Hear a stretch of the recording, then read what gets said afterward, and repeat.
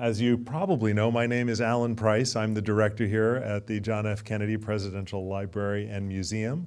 And along with Rachel Day Floor and the John F. Kennedy Library Foundation colleagues and all the federal staff on our side of the house, we all welcome you to this extraordinary program. And on behalf of all of us, we'd also like to welcome everyone who is visiting with us online for this extraordinary program. To open, I humbly begin with a land acknowledgement to recognize that the land on which we stand and sit was once stewarded by indigenous peoples. This is an institution that preserves history, makes history accessible, and challenges all Americans to engage in the civic opportunity and struggle of helping the nation grow ever closer to the noblest ideals of its founding. In accordance with that mission, I invite all of us to learn more about and learn more from our nation's history, including Indigenous history, and contemplate how to honor and steward the land that each of us inhabits.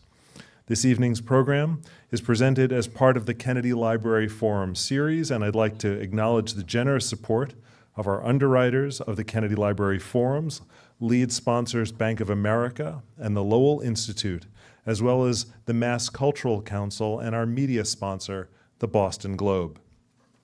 We would thank you all if you would silence your cell phones and other mobile devices that might chirp or otherwise make sounds. We look forward to a robust question and answer period this evening. You'll see full instructions on screen for submitting your questions via email or comments on our YouTube page during the program. And when the question and answer period begins, we will invite those of you who are joining us in person to proceed to the microphones in the aisles to ask your questions. Peniel Joseph has kindly agreed to sign copies of his book following tonight's program. Don't rush him here at the stage. Head up the stairs. The book signing will be right out there in that space.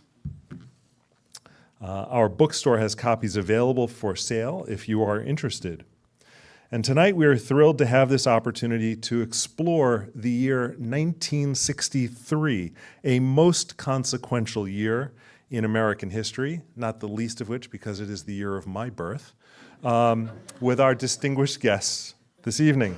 I'm honored to introduce Peniel E. Joseph. He is the Barbara Jordan Chair of Ethics and Political Values, founding director of the Center for the Study of Race and Democracy at the LBJ School of Public Affairs, and Distinguished Service Leadership Professor and Professor of History at the University of Texas at Austin. He is the author and editor of 8 award-winning books on African American history, including The Third Reconstruction and The Sword and the Shield, and is a frequent commentator on issues of race, democracy, and civil rights. His most recent book is Freedom Season: How 1963 Transformed America's Civil Rights Revolution. It is an extraordinary book. It is timeless in the sense that the issues raised in this book they resonate very well today. Of course, I have a little bit of a bias that it also lifts up a lot of JFK history in the book, good and bad. I loved the fair treatment, and I've learned a lot from it, and I know you would too. I'm also delighted to introduce our moderator for this evening, Brandon M. Terry.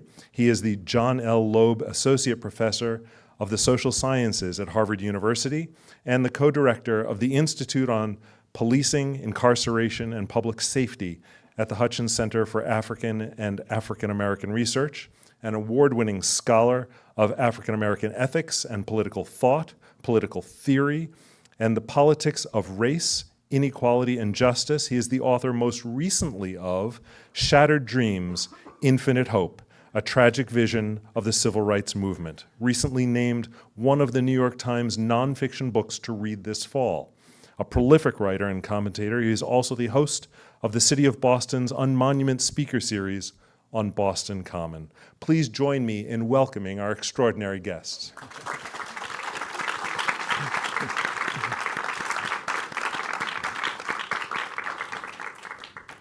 The first thing you have to know is that when you're sitting next to Peniel Joseph, you should probably take prolific out of your biography. It takes, in the time it takes me to write one book, he'll write like 7. I'm sure you'll be back next year for your new Malcolm X book, right?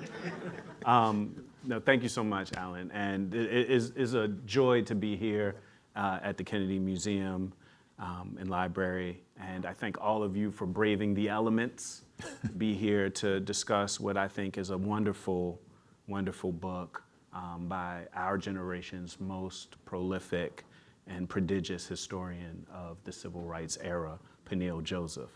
So, welcome. Thank you. Welcome back to Boston. And I wanted to start with a kind of panoramic thing. So, you know, when we're talking about 1963, even me, somebody who's like, you know, really steeped in civil rights history, you're still stunned by the amount of extraordinary history that happens in such a compressed period. The March on Washington for Jobs and Freedom, I Have a Dream, Kennedy's civil rights speech on June 11th, the assassination of Kennedy, the assassination of Medgar Evers, the assassination of the children in 16th Street Baptist Church in Birmingham.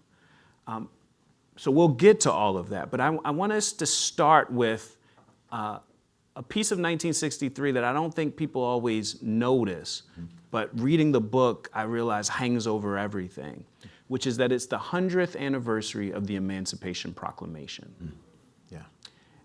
And you start right on January 1st with that anniversary. Why is that so important for understanding 1963? Wow. Well, first, thank you, Brandon, for the question, but it's really wonderful to be here at the Kennedy Library and to have be in conversation with you as my interlocutor. I admire and respect your work so much. And this new book is an extraordinary book and a field-defining book that is just coming out. So I'm excited for you and all of us about the book. 1963, I think, is the most extraordinary year of the 1960s. And 1863 shadows and hovers over 1963. It's the centennial of the Emancipation Proclamation. And like by June 11th, JFK is going to say that there's been 100 years of delay, right? But President Kennedy, who I think 1963 is President Kennedy's best year, and I've got a chapter, Kennedy's finest moment.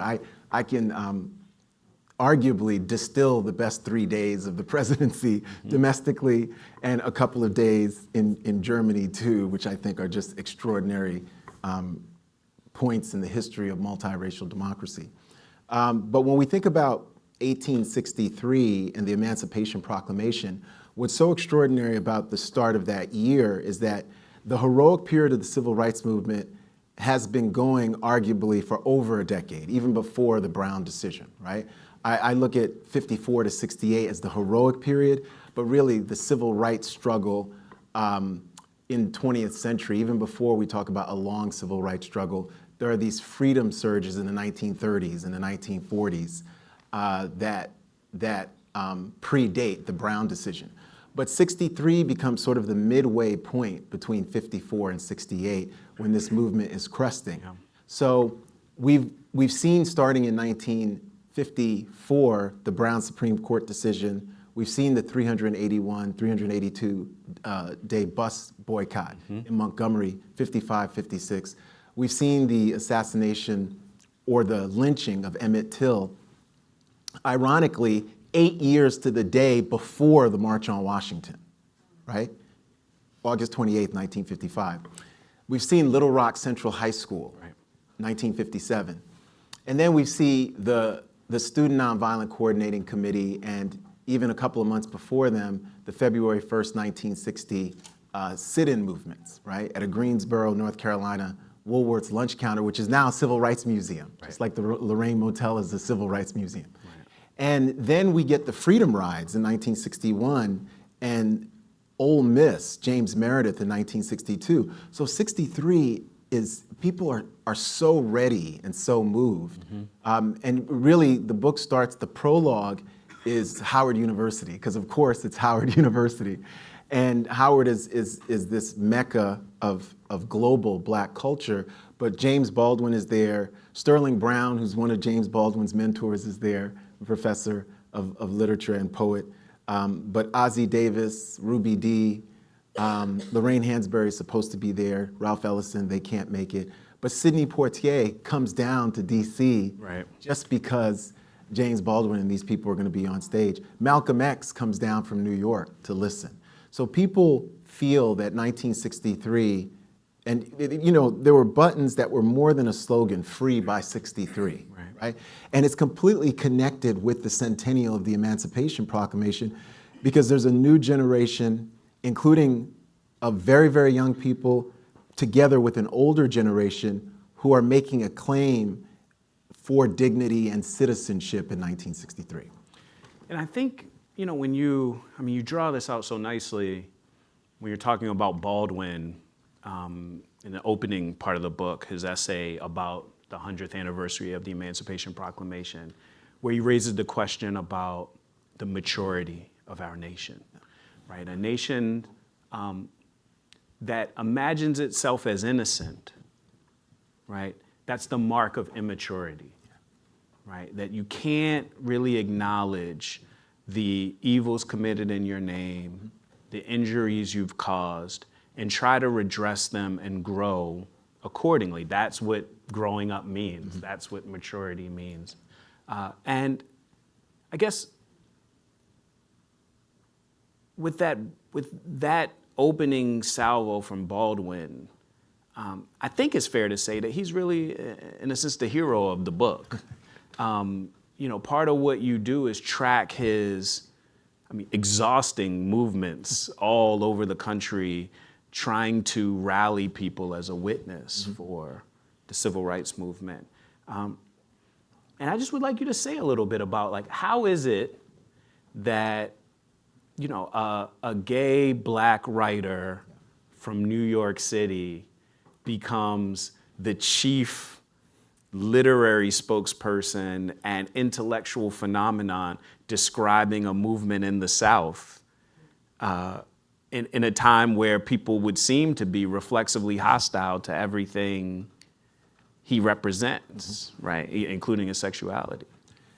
Baldwin is a great example of the multiracial, panoramic nature of American democracy that is coming into maturity in 1963, paradoxically, because he has this critique, which I think is well-founded, but I think we can look at retrospectively, and 63 becomes a signal moment and a year that is going to jumpstart a 50-year justice consensus in the United States between 1963, and we can mark it with the first of the year, we can mark it with Kennedy's civil rights address, all the way, I would argue, till the Shelby v. Holder decision, which takes place almost 60 years to the day of the president's speech in June of 2013. Baldwin is really interesting. So I think what the book is about actions and ideas, right? And these debates and these actions and ideas and contestation over these themes of dignity, mm-hmm. Citizenship, freedom, and democracy. And what's extraordinary for me about Baldwin, born in 1924 in Harlem, East Harlem, in the projects, one of 9 children, queer, but, you know, really identified even as a 12 and 13-year-old as a genius. Yeah. People realize and know what they have with them. Right. It's just that at Frederick Douglass Junior High, at DeWitt Clinton High School, he shows all this promise, but in the context of his life in the 1940s, he's unable to practice his livelihood as an artist in the context of Jim Crow, racial segregation, homophobia, queerphobia.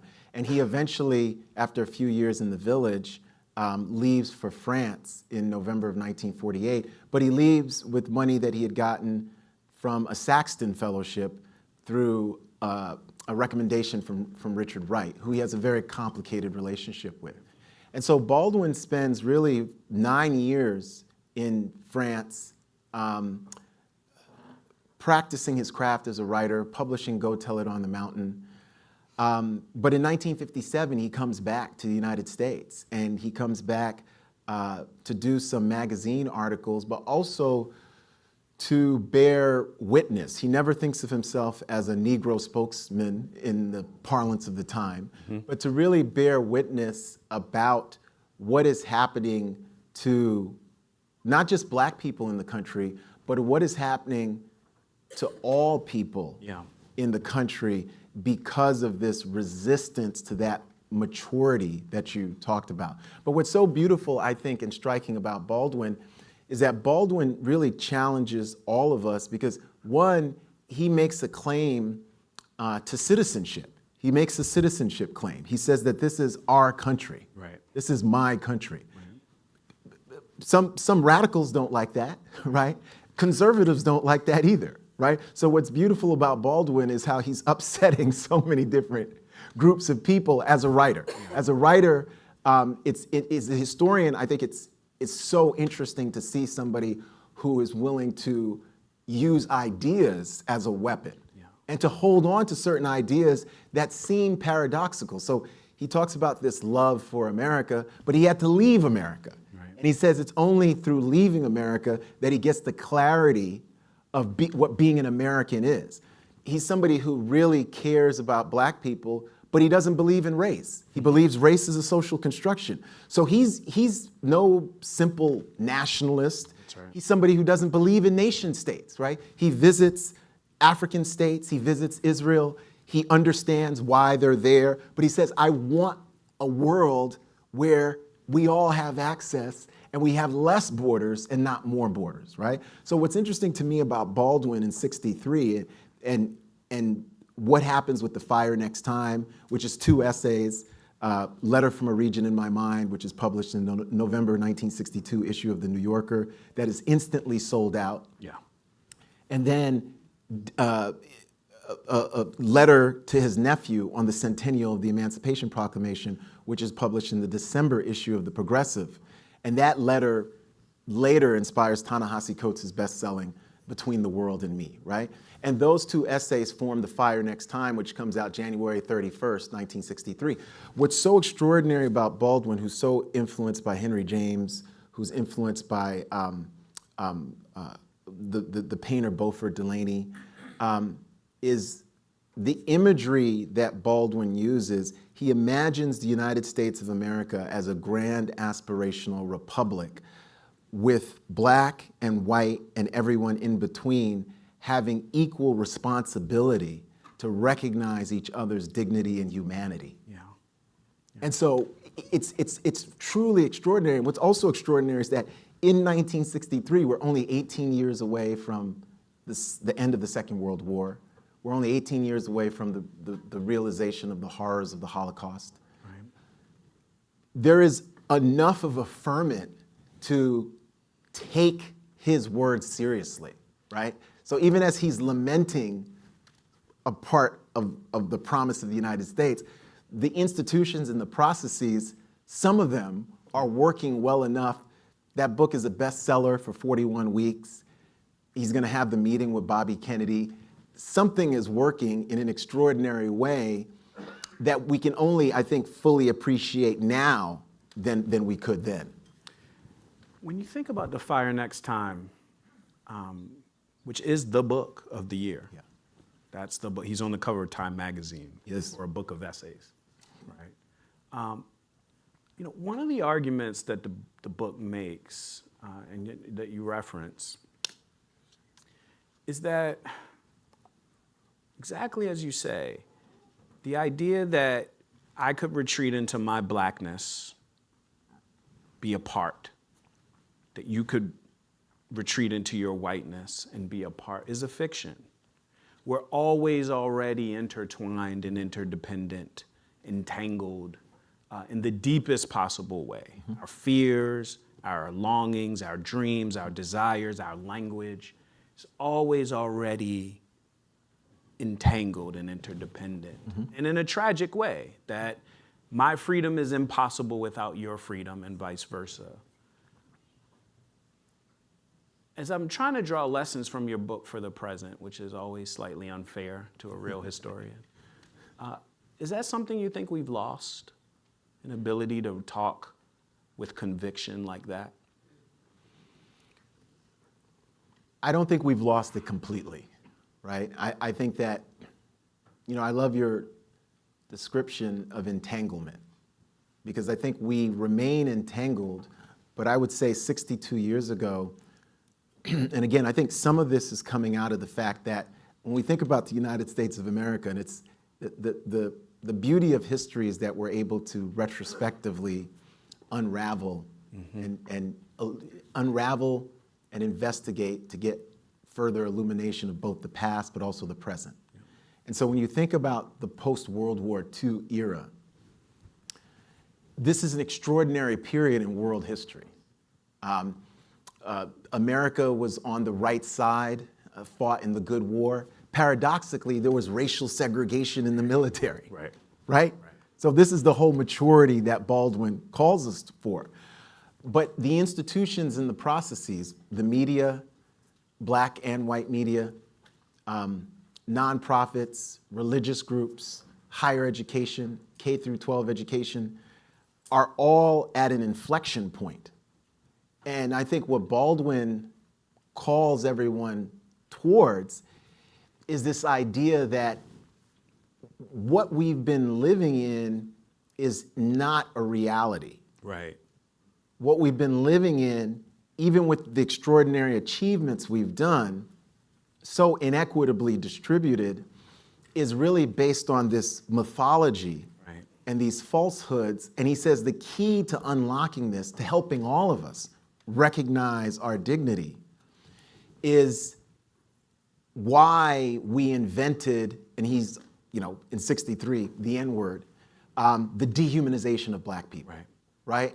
And so through Fire, he's really wrestling with that, but he's also, like you said, he's also talking about the entanglement, because he's a black, queer man who has friendships and loves across the color line. Yeah. So he's being true to himself as well, saying that, of course, we all need each other, but we need to recognize each other's dignity.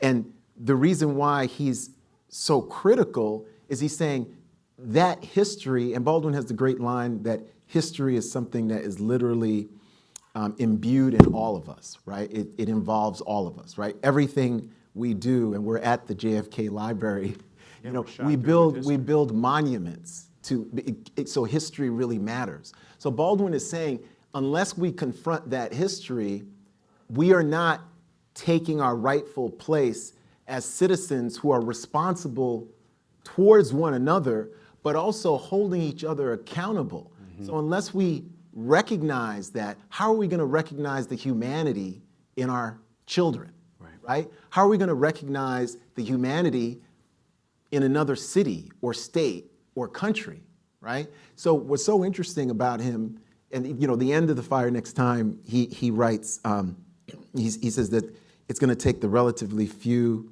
conscious whites and relatively few conscious blacks to get together, form some kind of coalition.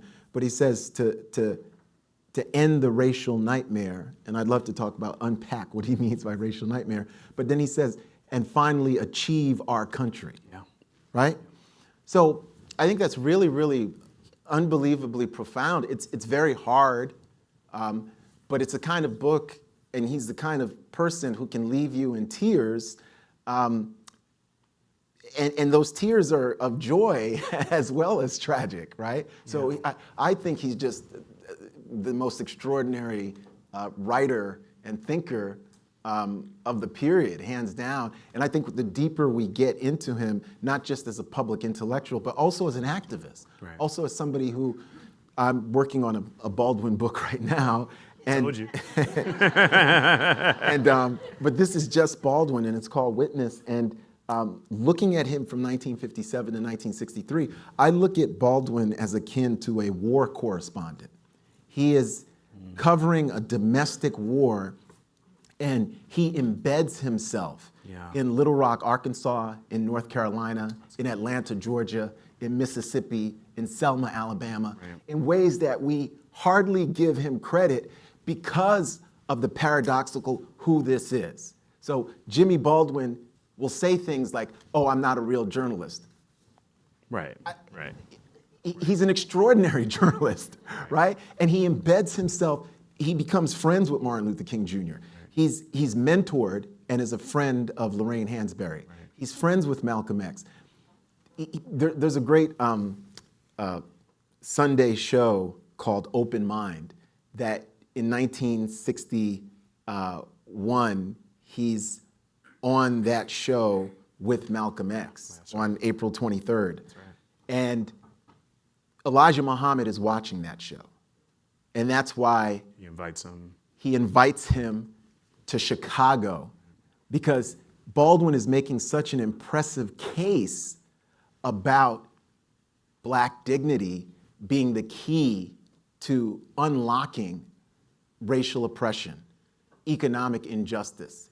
And Baldwin's the person who, even as he has a critique of the Muslim and Malcolm X, is mature enough to understand that they are fighting for power. Yeah.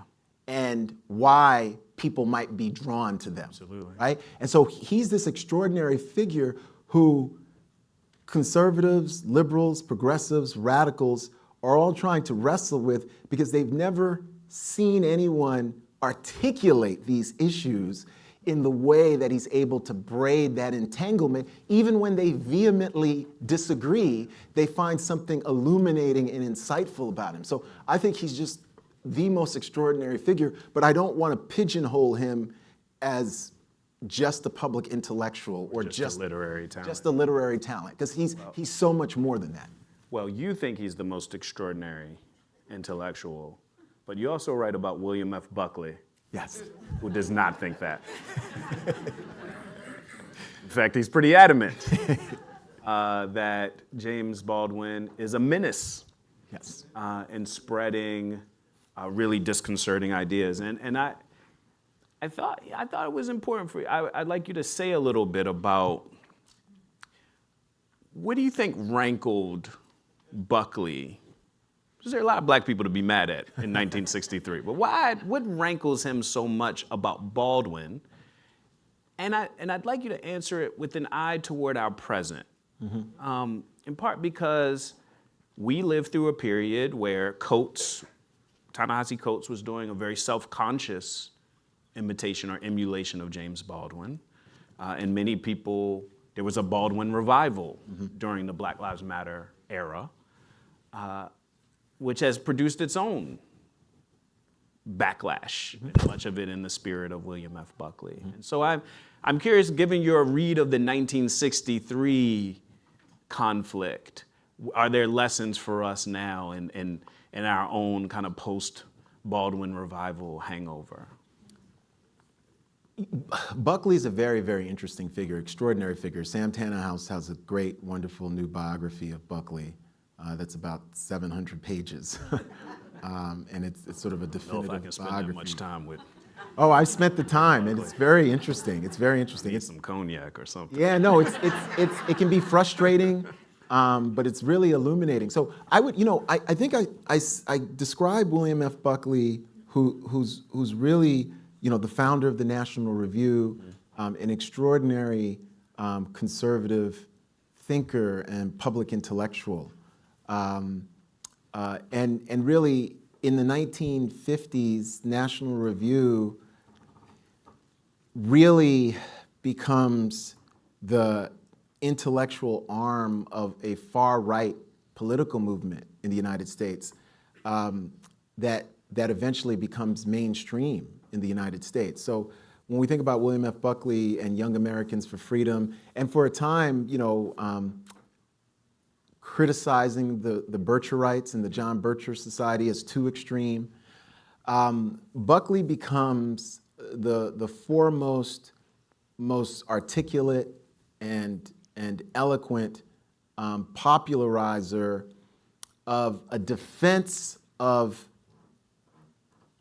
the status quo and racial segregation on multiple grounds. So Buckley has op-eds in the National Review where he's saying, look, why the South must prevail, and that the white race is the advanced race in the South, right? And he's saying this.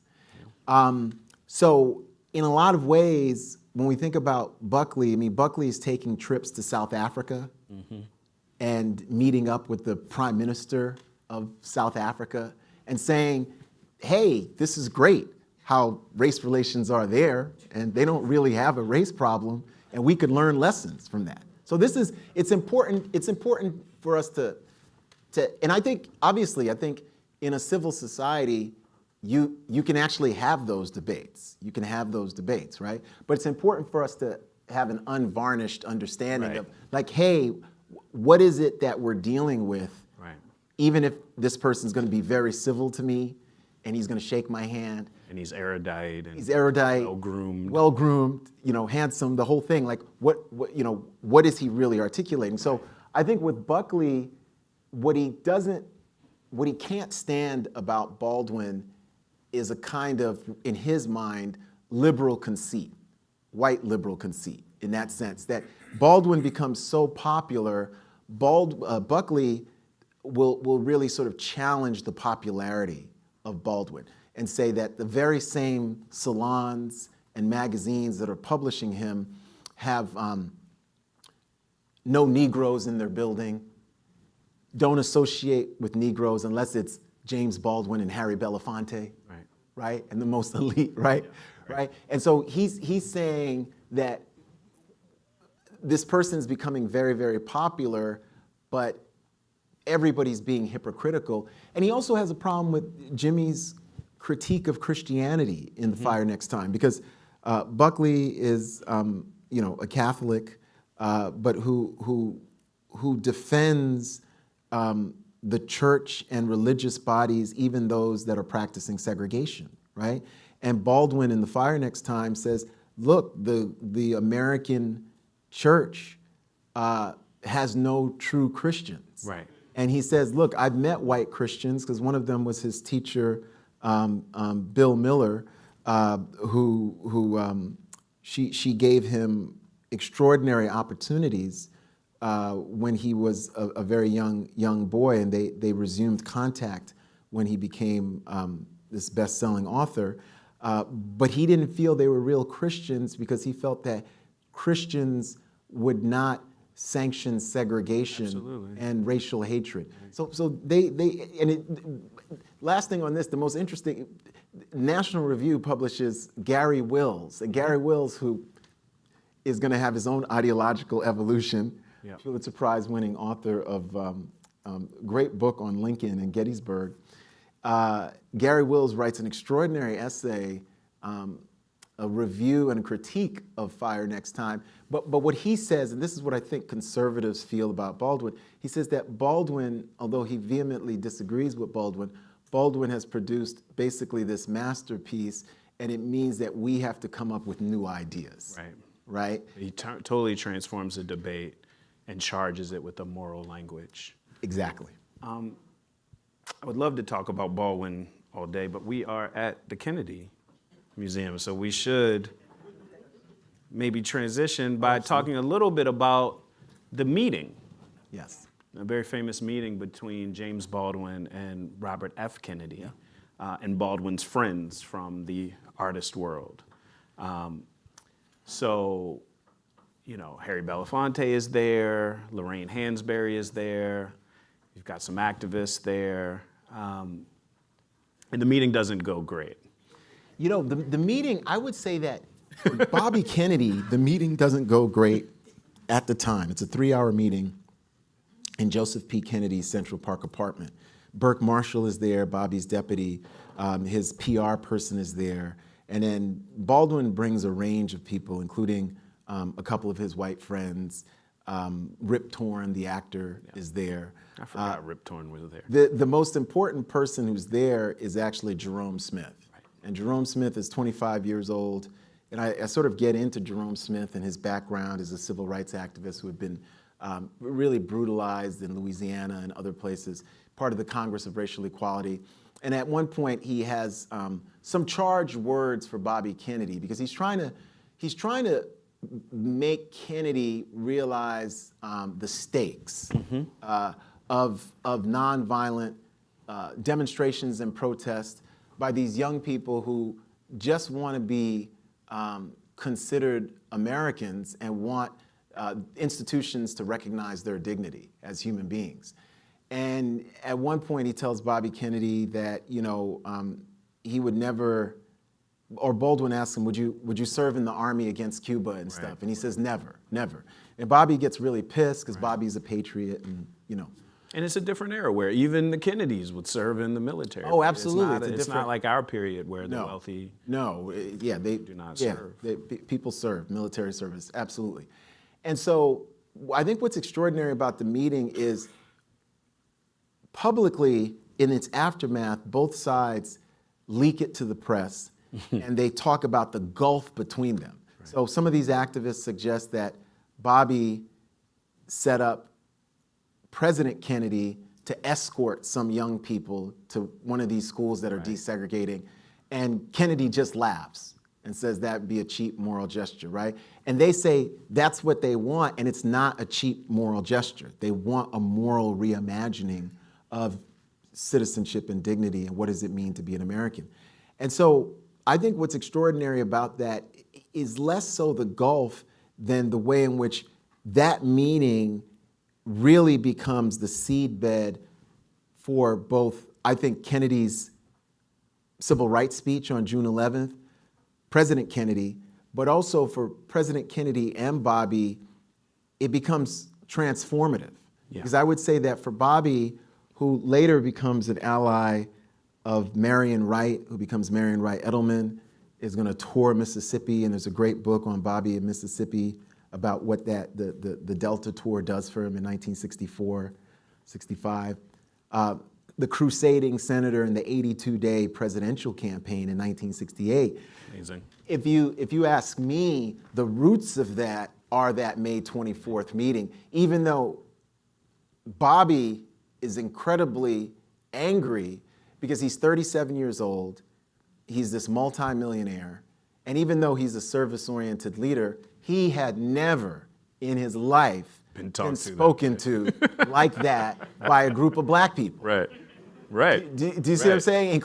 Including some black women, including Lorraine Hansberry's there talking about a picture in the New York Times that the New York Times kind of tries to bury of a black woman with a knee to her neck in Birmingham. Right. This is in May of 1963, right?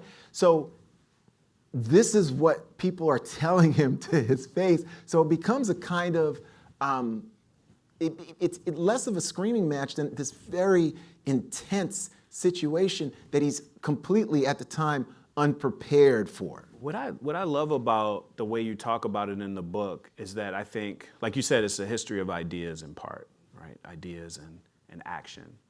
And you show it's a debate about the importance of moral argument in politics and expressive moral action in politics. And, this is a debate that we're also having now. How important is it for people to express moral principles in public and try to live up to them? And you say that the highest moment of the, historic John F. Kennedy presidency is June 11th, 1963, where he argues that the civil rights question is beyond politics, it's beyond strategy, it's a moral issue. Why do you think that kind of moralism from a president is important? Well, I think it's extraordinarily important. I think the president, and I think President Kennedy realizes this in 1963. And I would say, yes, June 11th, but I think June gives him the 3 best days of the presidency. He does an extraordinary speech in Hawaii, which I cover. I link that racial justice speech in Hawaii, the Conference of Mayors on June 9th, to the American University speech on June 10th. And President Kennedy is the first president to ever use the term diversity in a major speech, where he says that if the United States and the Soviet Union can't get along ideologically, at least they can make the world safe for diversity. That's what he says on June 10th, right? So, and the American University speech is a human rights speech. It's a de-escalation speech. So the young president who had come in as the youngest president-elect, right, January 20th, 1961, and talked about we will, sort of shoulder every burden in the context of the Cold War, now is talking on June 10th about we all love our children and we're all mortal and it's a small planet, right? And so by June 11th, when he makes that speech in the aftermath of the University of Alabama being desegregated, part of that speech is extemporized. But what's so extraordinary about the June 11th speech for President Kennedy is that that's about a 16-minute speech where he gives a seminar on racial and political and economic inequality based on the color line. And he talks about the rate of Negro infant deaths. Right. He talks about... Which we're still dealing with. He talks about the rate of black people graduating from college in contrast to whites. Right. He talks about an income and housing gap, right? So it's an extraordinary speech. And some of that, when we talk about the moral reimagining, which I think you're exactly right at one point he says that we preach freedom around the world, right? Yeah. But then he pauses and he says, and we mean it. And we mean it. Right? And the pause is because of the juxtaposition of preaching freedom around the world and having racial segregation and violence at home and inequality at home, right? And so I think it's an extraordinary speech. He says that it's a moral issue. It says old as scripture, as clear as the Constitution. Old as scripture. He says those who do nothing invite shame as well as violence. Those who act boldly recognize right as well as reality. But he says there's a revolution happening in the United States. And he says that it cannot be stopped or halted by token gestures. But he also says it can't be stopped by police repression. So this is Kennedy saying that we can't do token measures, but we also can't build up a police state, which is what Bull Connor is trying to do in Birmingham while he's saying this. It puts me in the mind of one of your other books, Stokely, A Life, where Stokely famously poses the question to Americans of whether we are capable of that shame that would become a revolutionary emotion. And Kennedy calls us to be ashamed of how far short we've fallen from our principles, but are we capable of that shame? And is the story of this time since a story of shamelessness? That's great. So I'm going to meditate on that. I want to end before we open up to our illustrious audience, who I'm sure is brimming with questions. I want to end with one last thing. Immediately after Kennedy's speech, Medgar Evers is murdered in Mississippi the same night. One of the things that you get a sense of reading your book, which goes through the year, is a kind of sense of the atmospheric growth of violence and the way it seems like the violence is spiraling out of control. That our refusal to act, our refusal to name what's happening in front of us turns into a spiral of violence that eventually claims the life of the president. It's not a totally fair question, but I don't know how you could read this now without wondering, what do you think 1963 has to teach us in our own era of political violence? When the question of partisan violence is on everyone's mind, when assassination is on everyone's mind, what can we learn from this period to help us today? Well, I think one thing that was very interesting about doing the research on this period was how fulsome debate was across ideological lines, right? So one example is that at the March on Washington, there's a point where George Lincoln Rockwell and the American Nazi Party is at the March on Washington. They have not been given permission to speak, but they're given permission to gather. They're eventually escorted out because they try to make a speech. But there's a point where journalists ask NAACP activists, they say, hey, the American Nazi Party is right there, and what are your thoughts, right?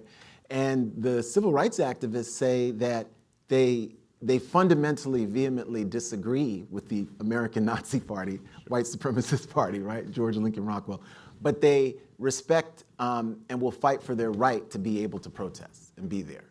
And this is in '63 at the March on Washington, August 28, 1963. So I think people, one lesson that can be drawn is that in '63, people were looking for courageous spaces, but the idea of complete safe spaces was not there, right? So people were willing to speak to each other who held diametrically opposing views.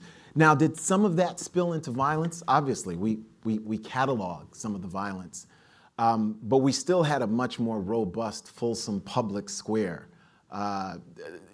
than we do now, right?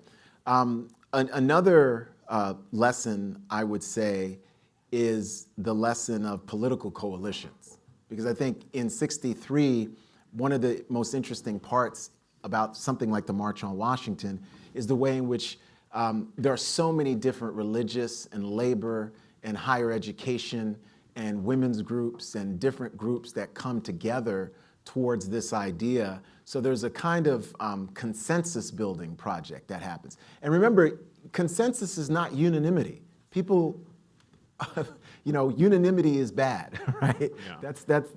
That's something but you're always gonna have debate and disagreement. So I think those coalitions are really important. But I go back to the moral framing too. I think the moral framing that we get out of this year is really unbelievable. And I think the reason why we're able to build that consensus is that we come to realize that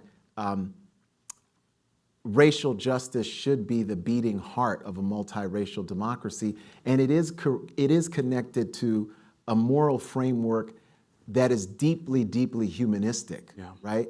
And I think that lasts really for a half a century, even though that half a century is imperfect and there continues to be roiling debates over everything from affirmative action to voting rights.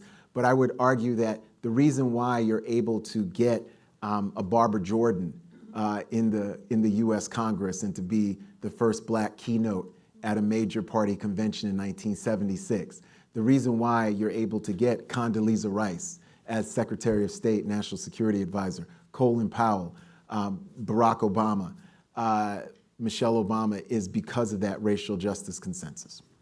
All right. Let's take a few questions from the audience. I believe we have microphones here and here.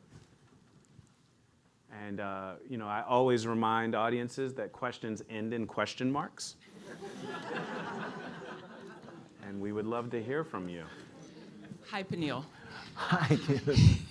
How are you? I'm delighted to hear that you're doing a book on Baldwin. You'll be surprised to know that I'm delighted to hear you're doing a book on Baldwin. And I guess my question is about him and about whether this was an inflection point for him.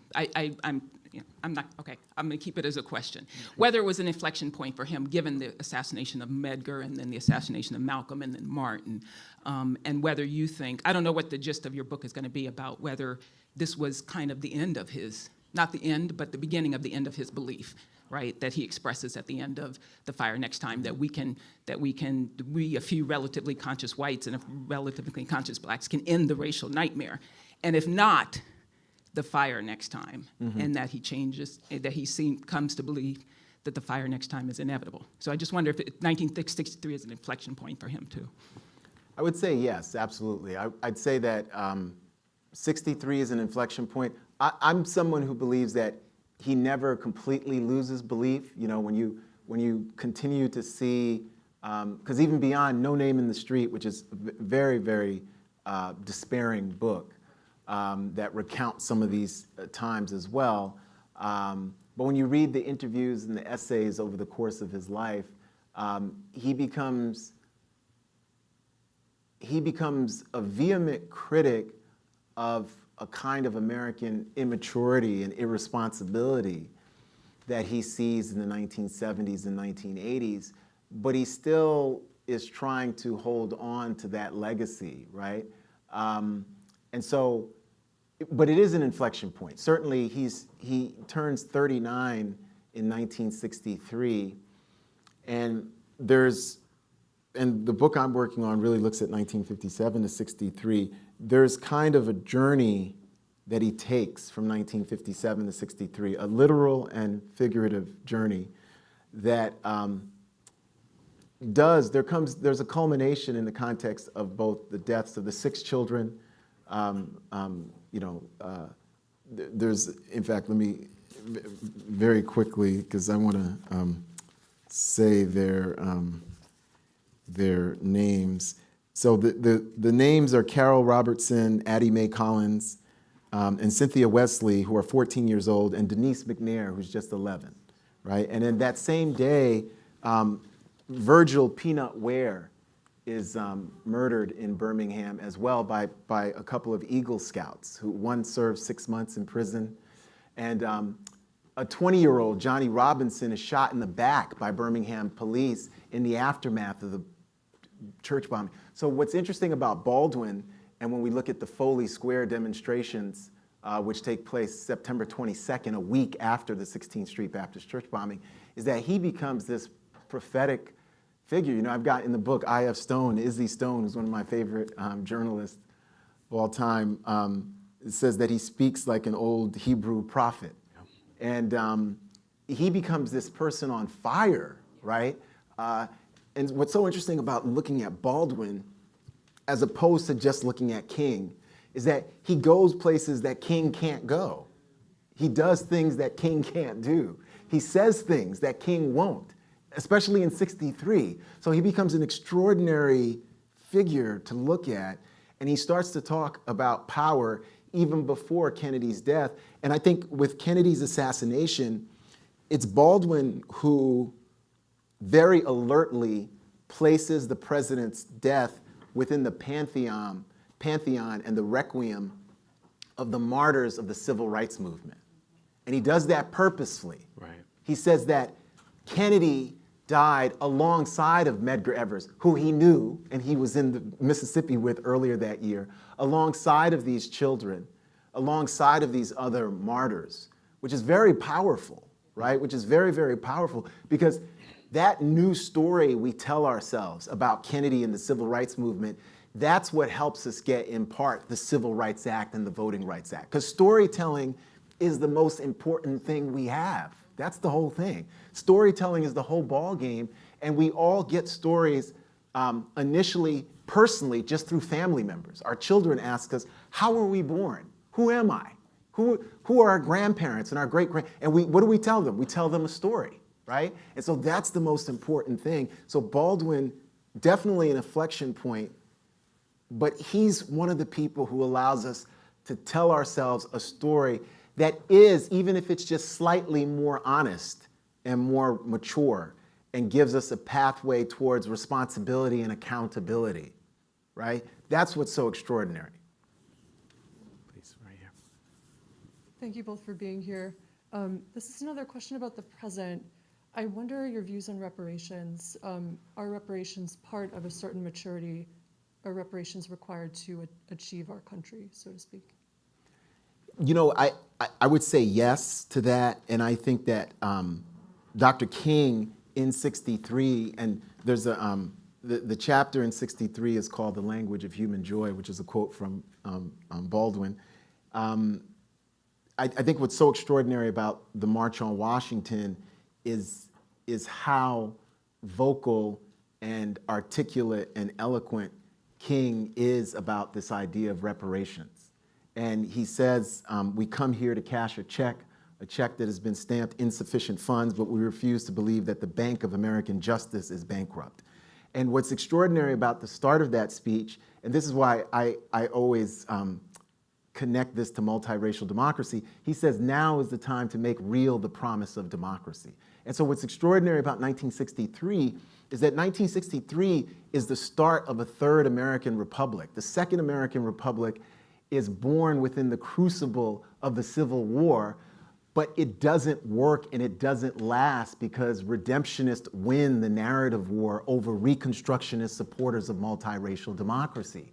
So what's so extraordinary about America's second Reconstruction is that it creates another American republic. It creates a new American republic where multiracial democracy is possible, and there are institutions and processes for half a century that allow kids to go to the school that they want, allow people from New York City, where I'm from, my hometown, we even had black folks going to Stuyvesant and going to these great public schools, up to like 10%, crazy numbers now, from now. It allowed the most people who have been historically marginalized and underrepresented to get the most access. So part of the repair in 1963 was not just, and I do think reparations means there's an economic justice aspect to reparations, but it was also a repair of the national fabric and how we talk to each other and for each other. And that's what's so extraordinary about the March on Washington. And at the March on Washington, it's not just King's speech, it's John Lewis's speech, it's Joaquin Prince's speech. There's extraordinary talk about repair. And it's not just at the March on Washington, it's the entire year, including President Kennedy's speech is a speech about repair. So I think when we think about reparations, we've turned it into this horror story. And what do you mean you're gonna take my money? Like that's what we've turned it to. But we're talking about repair in such a capacious, panoramic way. And in '63, we were really talking to each other. We were really willing and much more able to talk to each other about how that repair might look. And that's what sometimes people said Jimmy Baldwin wasn't concerned about policy. It's not true. What he wanted was a moral reimagining and a framework where we could get to finally talk about policy in good faith with one another. Not bad faith, not lying to each other, not trying to upend a policy as soon as it's passed, but saying that we could talk to each other about what were the nooks and crannies of what was actually needed and necessary, but we could only do it if we recognize the humanity in one another. And he was saying maybe '63 is the beginning of that. So we just have time for one quick question and one quick answer. So please. Peniel, I'd just ask, what have you learned in this study of incredible rhetoric and incredible violence about not the linear path, but the seasonal path of intergenerational transfer? How does these 30-year-olds communicating to a second half of a century? But what would you say in the challenges of intergenerational concerns that we have today can we draw from what your book lifts up? Thank you. Thank you. I would say that the intergenerational dialogue and relationships were really key and crucial here. We're seeing it's not just young people, but it's veterans and long marchers who are in communication, who are communicating and disagreeing and debating with each other. There are young people who are being arrested over the violent protests of their parents. Right? And giving them an example. It's a very, very kind of moving, like when you read about this stuff and you study it, especially as a parent, you cry all the time. You know what I mean? You cry all the time. Medgar Evers is hard. Medgar Evers is hard. It's in front of his children. It's in front of his children. Children going to jail is hard, puts me in tears every time I think about my daughter. So yeah, you just cry. But I do think that we're in a place now where I think that intergenerational transfer is happening. I think a lot of the people who feel that no work is happening, is because they're not doing the work.